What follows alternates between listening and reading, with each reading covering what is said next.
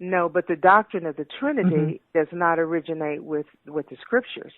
Doctrine of the Trinity originates in non-Christian teachings. Has nothing to do with Christianity. That's interesting because I've read the most earliest writings, like even a few men that were discipled by like John and Peter, and they do talk about it. They talk about the three, and the first creed was based off the baptismal formula, baptized in the one name of the Father, Son, and Holy Spirit. And so, no, it didn't come from any pagans. It's just interesting. But anyways, that was my main question, that did Jesus, why didn't he model that for us if we're supposed to say, dear Jehovah? He calls him Father. And it's really neat. It's a neat big thing. It's a neat example because, although the society teaches that he's really not your father unless you're in the 144,000. Oh no, that's not true. He's our heavenly Father. The Bible encourages because you're not a child. You're not defined as a child of God. The Bible encourages us to address our heavenly Father and have a relationship with Him. Exactly. So that is not exclusive to the 144,000. Well, I have seen that in the publications. One publication even said, "Well, he's like your grandfather," but you know what, which I thought was great. I think maybe you needed further explanation. So sometimes and even in your textbooks, you read something, it appears to be one way. Someone comes, a professor or some teacher comes along, or sits down and helps you with that and helps you to see the connection to something else. So perhaps where you were reading, you didn't get further explanation, and so it appears to be a controversy or a discrepancy, but there is no discrepancy. And they teach Jesus is only mediator for the anointed class, which I thought was really bizarre when I was studying with the ladies. Well, honey, really, he's the only mediator for the entire human family. Exactly, because you put the scriptures first, 1 Timothy 2:5. But I've got all the references where they say that if you want to see it. They teach Jesus as mediator only for the anointed, and only as you associate with them, you'll get benefits. Can you tell me what literature that we use that says that he's the only mediator for the anointed? In the Insight book under mediator, that would be one. The Insight book under mediator? And it says that he is the only mediator? Yeah, he mediates the new covenant, and only 144,000 are in the new covenant. Well, that is true. Yeah. That is true. And I called the headquarters to ask also, when they used to take Bible questions, like maybe a year or two ago.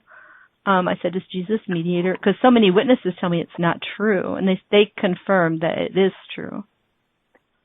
So you called the headquarters? Yeah, in Brooklyn. They confirmed. Yeah, because he is the mediator. No, they confirmed that he's the mediator only for the anointed, right? And that he's not a mediator for all of mankind. Right. Well, who is our mediator? I don't know. Who did they say was our mediator? I didn't ask. Say? I think the society kind of is, because it says if you want to get any benefits from the new covenant, you have to stay associated with the organization. So it's kind of like they are, really. I mean, if Jesus isn't, you're not in the old covenant either. You know what? I feel as if you are at a disadvantage because you really need a study to understand all of these things that you're talking about. The way, our conversation here is just so random, we're jumping from subject to subject, and we really can't do it any justice. Would you allow us to come and visit you and maybe sit down and address some of those things? That would be cool, except I don't live near there because. Oh, where do you live? I live in the Southwest. Oh, you live in the Southwest. Yeah. You're not even in the. Yeah, I just thought I'd try a number, and see if anybody could catch anybody. Okay. Because I wanted to ask, did Jesus address God as Jehovah when he prayed? And I don't see that he did, but, because he's our example. You know what I would do, though? If you're really interested and you really want to know the answers, you have already contacted the organization, the headquarters, once.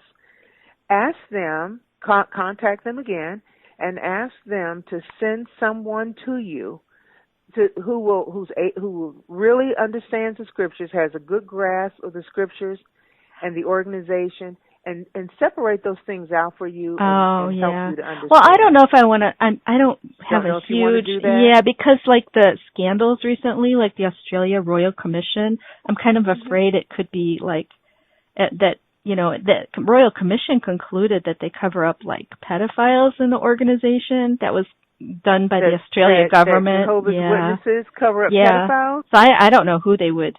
You know, not sure I really want to be around it. That was in Australia. They had over 1,000 like on a list, and they never called the police on any of them because they have this like 2 witness rule that they won't even consider like even looking into it unless there's 2 witnesses.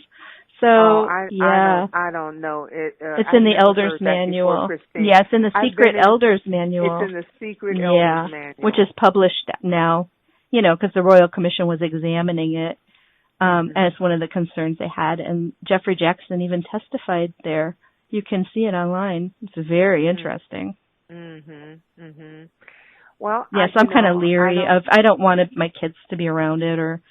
You know, I just don't know what kind of, I don't know what kind of person it would be. I'm not saying that we might not have some who associate with us because we have people from all walks of life who associate with us, but those individuals are not put in positions of oversight or responsibility. No, they're not elders. They are. And when if you search Jehovah's Witness elders, pedophiles, you'll see tons of them. I've been in the truth for many decades, and I have never heard the things that you're saying. That's the point of the Australia Royal Commission, that their policies create a real problem.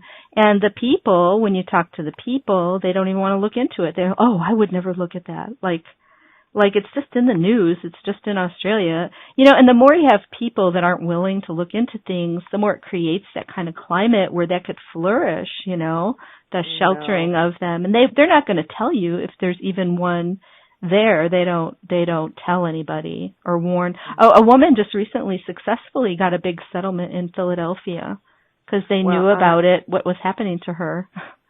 Well, if there's someone that is in the congregation, this is what we understand. If there's someone in the congregation who has conducted themselves in that kind of behavior, they will be removed from the congregation, and they are under the penalty of the law.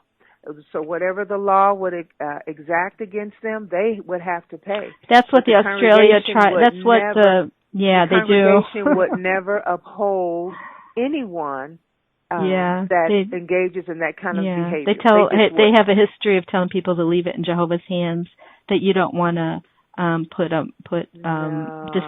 disrepute on the name. I'm sorry that you know what, it sounds to me as if you've listened to and read a lot of things that are very negative about us. If you really want to know the truth about Jehovah's Witnesses, you need to ask Jehovah's Witnesses. Well, you sound very uninformed because this was a huge thing in the news, and Jeffrey Jackson even went and testified. I was wondering why they don't brag about it on the website that he testified, before the government. But I think if you heard some of the things he said, I don't know that you'd be that impressed. I think you'd be kind of surprised. But if you search Australia Royal Commission, case number 29, they have the whole transcript on there, and it's on videos on YouTube also. Jeffrey Jackson there. I'm writing it down. Good. Excellent. Look into it. And you said it's Australia Royal Commission. And what would you say? It was, case number 2. They call it case study number 29. So you should be able to read it all. And then if you search it on YouTube, they actually have there's videos of where you can see it. And other guys from Australia, yes, especially see the Jeffrey Jackson one. Yeah, he's in the governing body, I know exactly who he is. And you're saying he was supporting that kind of secrecy? Is that what you're saying? No, but what did he say? Oh, wow, it's just there's too much to even explain it. Did he hide it? He was very evasive. He kept saying he doesn't that's not his department. He doesn't know. And when they asked him, do you consider yourselves like the only ones God is using today? He said basically no, which is a total lie. They teach that in their publications. They're God's only channel, God's only channel, God's only channel. They repeat it all the time. So that was the most shocking thing, I think, to people, to hear him be so not affirming of that. Did you really want an honest answer, or did you want to just express, your disagreement? Oh, well, the one about Jesus praying to Jehovah, yes, because I've never seen it, but I'm open to see it if there is any place where Jesus said Jehovah when he was praying. Yeah, I definitely, would like to see that. He had to strictly be in prayer. Oh, yeah, because he's our example. Yeah. So if it's so important, why wouldn't he? Using God's name throughout the text and referring to his Father as Jehovah and instructing his followers and listeners to obey Jehovah and follow him doesn't count? No, actually it does, but he didn't actually mention that. He usually called him Father.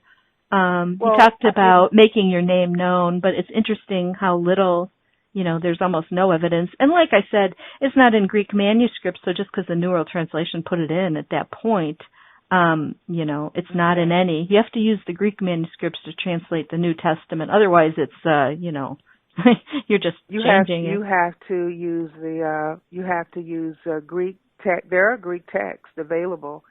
They're very old, of course. Yeah, none of them have the Tetragrammaton.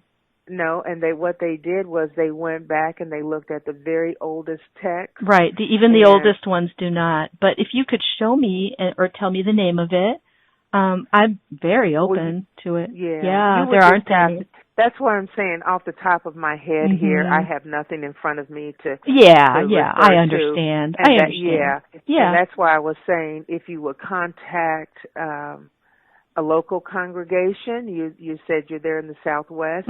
If you would contact a local congregation, the body of elders, but you have to be, willing and to listen to them and have an open mind and see what they explain for you. I studied for 9 months.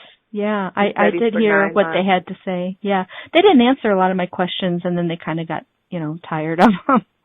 But anyways, that's too bad. They were really nice. I really enjoyed it.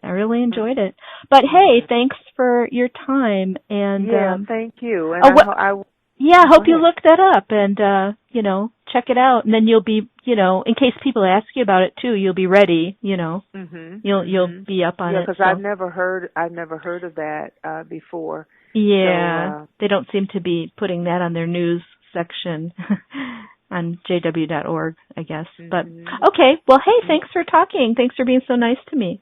You're welcome. Okay, have a great day. You too. God bless. Bye-bye.